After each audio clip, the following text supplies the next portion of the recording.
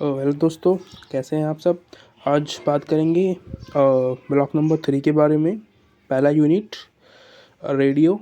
ठीक है, रेडियो ये रहा, जिसमें हम बात करेंगे रेडियो के बारे में कि रेडियो के बारे में राइटिंग, रेडियो के इम्पोर्टेंस। ठीक है, रेडियो का आविष्कार वगैरह क्यों हुआ, थोड़ा जानने की कोशिश करेंगे कि ये है क्या। ठीक है, जिसमें पहली चीज़ है जानने की कि अब देखो ये अभी भी स्प्रेड हो रहा है इंडिया में। बहुत सारे लोग रेडियो का अभी भी यूज़ करते हैं, सबने छोड़ा नहीं है। उसके बाद आता है बात कि आविष्कार क्यों हुआ रेडियो का। तो इसमें आविष्कार के पीछे का जो रीज़न था वो ऐसा था कि जब न्यूज़पेपर चल रहे थे पहले, है ना, तो इन्फॉर्मेशन आने में बहुत ज़्यादा टाइम लगता था न्यूज़पेपर के कारण, क्योंकि वो प्रिंट होता था।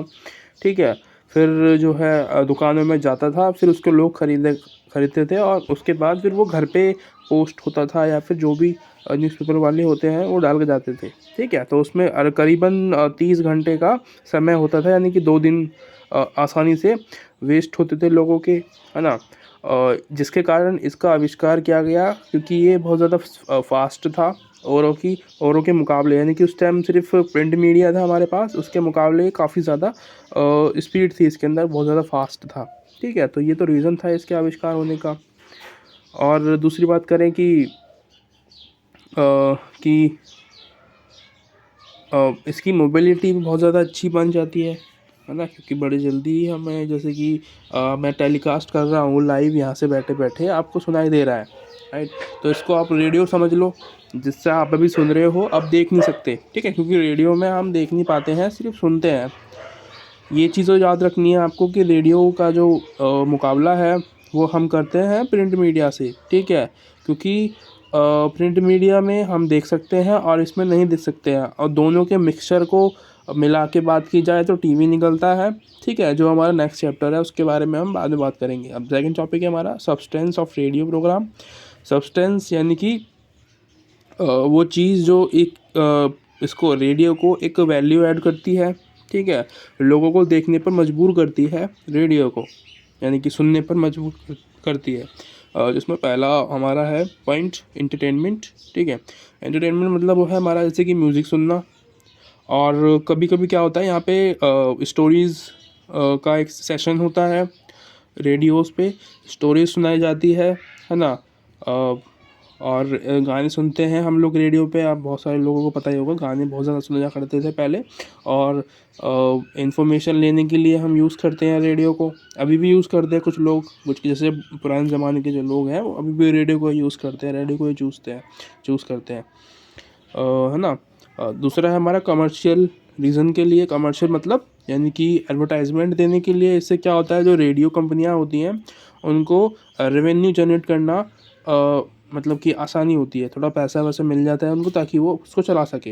हाँ, सेकंड है हमारा इंस्ट्रक्शन एजुकेशन, तो दोनों भी होता है यहाँ पे। ठीक है, स्टडी वगैरह भी कर सकते हैं कुछ लोग। क्या होता है कि इस पर यानी कि मतलब एक सेशन होता है घंटे का या कुछ टाइम का, उसमें बताते हैं कि आज जो करंट अफेयर्स के बारे में है, या आज जो भी कुछ हुआ है उसके बारे में एक्सप्लेन करने के लिए ऐसा सेशन लगाया जाता है रेडियो में। ठीक है, आपने सुना होगा पहले, या फिर नहीं सुना तो फिर क्या होता है कि देख लो न्यूज़ इंटरनेट पर जाके, कि इस टाइम पे ना एक आकाश गंगा आकाशवाणी के नाम से होता था। वहाँ पे क्या होता था कि रेडियो पे इंफॉर्मेशन देते थे बच्चों को पढ़ाने के लिए, कुछ टॉपिक्स रेडी कराया करते थे। ठीक है, अब जो कि बंद हो गया है, अब नहीं चलता। पब्लिक सर्विस अनाउंसमेंट ये भी होती है, जैसे कि कोई जॉब निकली है तो उसके बारे में अनाउंसमेंट देना कि फ़लाने जगह पे फ़लाने अधिकारी के लिए फ़लाने टाइप की जॉब निकली है, राइट। तो इस तरीके से होता है। हमारा सेकंड टॉपिक है राइटिंग फॉर रेडियो।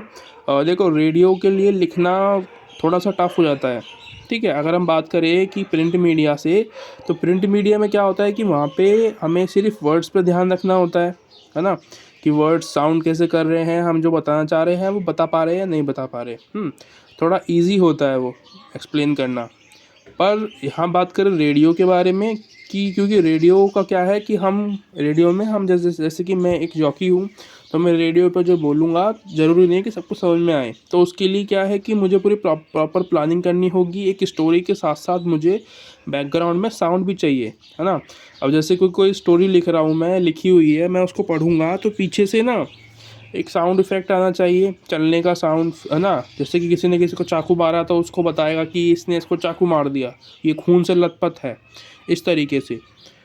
तो ये चीज़ें ना मतलब एक टफ होती है रेडियो में, अगर हम राइटिंग की बात करें तो, क्योंकि ब्रॉडकास्टिंग करनी होती है। ब्रॉडकास्टिंग में यही होता है, यानी कि जो चीज़ें चल रही होती हैं, है ना।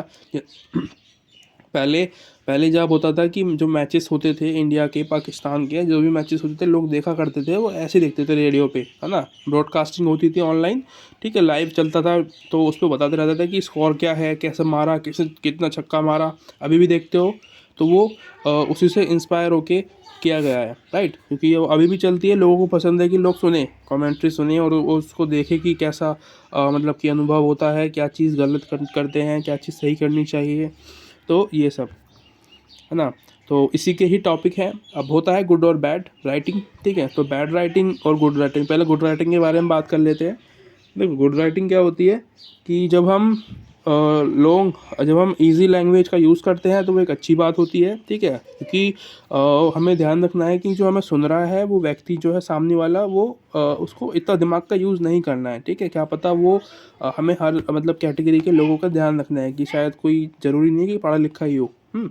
मोस्टली जो कंट्री में जो लोग होते हैं, शायद कुछ 40% अनलिटरेट होते हैं, जिनको जो टफ़ लैंग्वेज हैं, जो बड़े सेंटेंस हैं, वो समझ में ना आ पाए, है ना।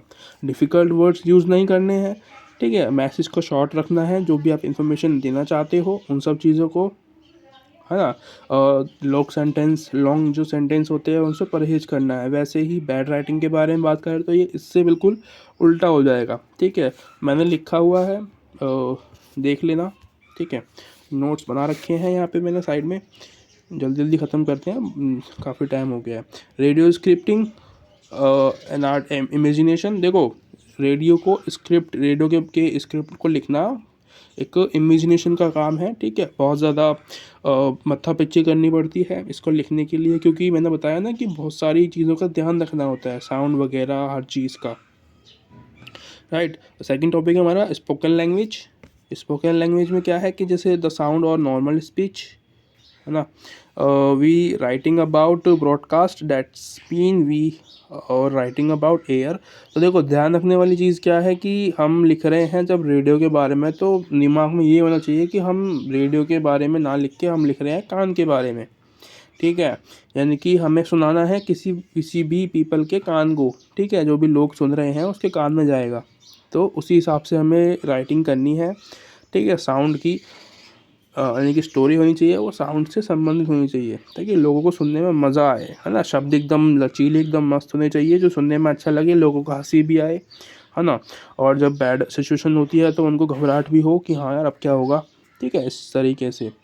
और इनफॉर्मल वर्ड्स होने चाहिए, ठीक है। यानी कि कैजुअल जो वर्ड्स होते हैं जो हम दोस्त के साथ यूज़ करते हैं वैसे, है ना, जो रोज़मर्रा में जो लोग यूज़ करते हैं वैसे यूज़ करने हैं हमें वर्ड्स। कॉन्ट्रैक्शंस होना चाहिए उसमें, और दोनों शब्द में या चीज़ों में एक मिलावट टाइप की होनी चाहिए, अलग अलग ना लगे, है ना। आई कुड डू डैट, इस तरीके से, है ना।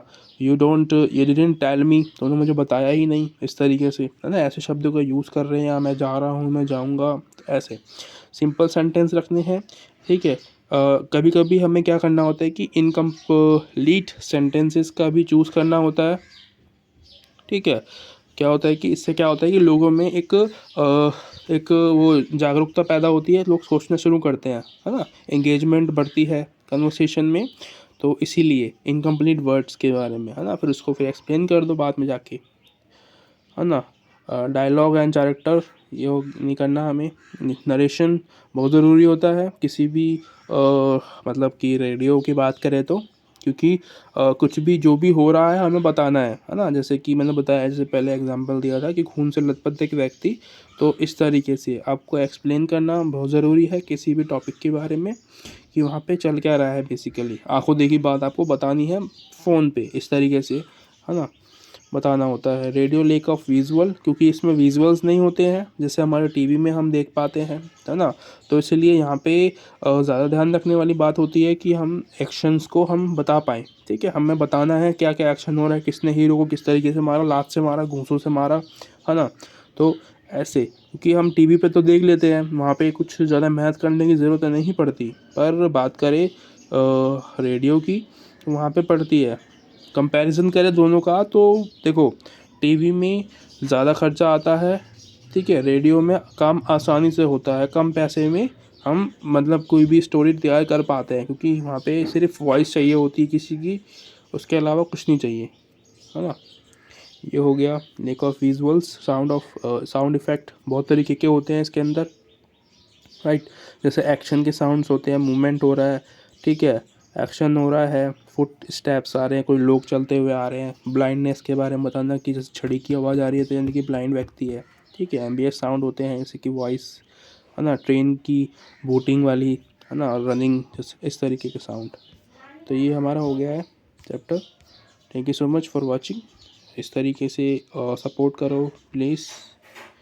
Thank you.